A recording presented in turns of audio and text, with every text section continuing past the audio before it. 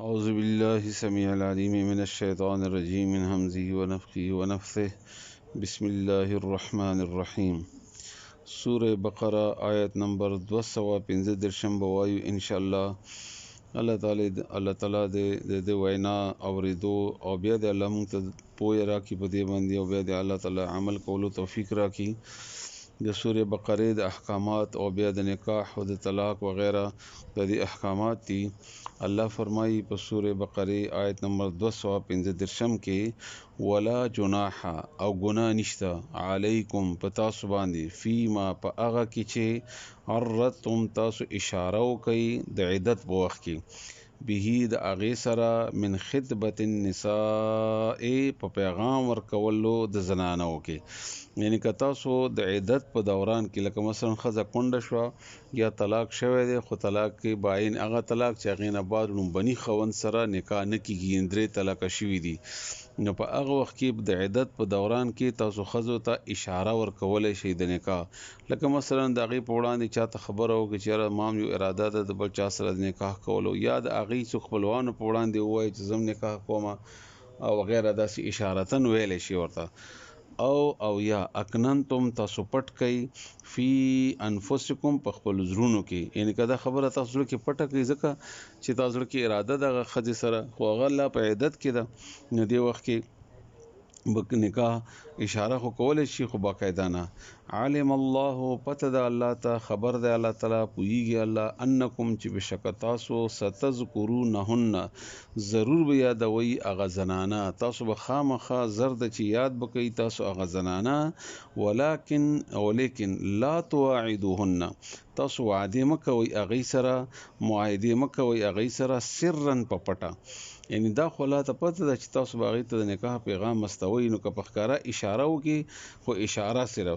خیر دی، خو په پټه وعده موبایل وغیره تعلق دا ټول حرام دي. د نن سبا چې کوم موبایلونه دي هر جنۍ سره هر الک سره همدغه هر ښځې سره په دې سره به تعلق او رابطې وغیره به د رابطې کولو انتهایی اسانه ذرایع د کمپنیانې او د وغیره جوړی شیطان یو طریقه ده،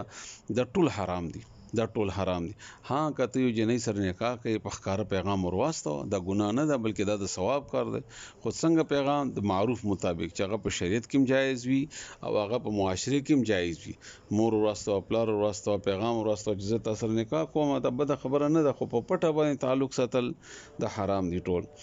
الا ها مگر اندا چې تقول تاسو اوای قولا خبره معروفه دستور مطابق جایزه په شریعت کې او جایزه په معاشره کې،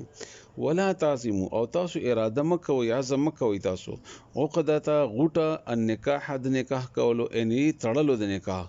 تاسو د نکاح د تړلو اراده مکوئ حتی تر هغه وخت پورې یبلغ چې ورسیږي الکتاب لیک نیټه میاد هغه میاد چې کوم د عیدت ته اجله خپل غنیټه ته ورسیږي لیک غنیټه ته ان عیدت پوره شي. واعلموا او پوښی ان الله چې بشک الله تعالی يعلم پوهیږي خبر ده پته ده الله ته ما په سمانی فی انفسکم چې تاسو په زړونو کې دي فاحذروه او یریږي د الله نه ځان بچ کې د ګنا نه د الله نه. واعلموا او پوښی ان الله چې بشک الله غفور معافی کوونکی حلیم او صبر کوونکی دی بردبار دی. مانس د کوي ولا جناح او گناه نشتا علیکم پتا سو باندې فيما په هغه کې چې عرضتم تاسو اشاره وکي به د هغه سره من خطبه النساء په پیغام ورکولو زنانو ته پیغام د نکاح، او اکننتم یا تاسو پټ کوي فی انفسکم په خپل زړونو کې علم الله پته د الله ته انکم چې بشک تاسو ستذکرونهن نظر د چې یادوي به هغه زنانه، ولکن او لیکن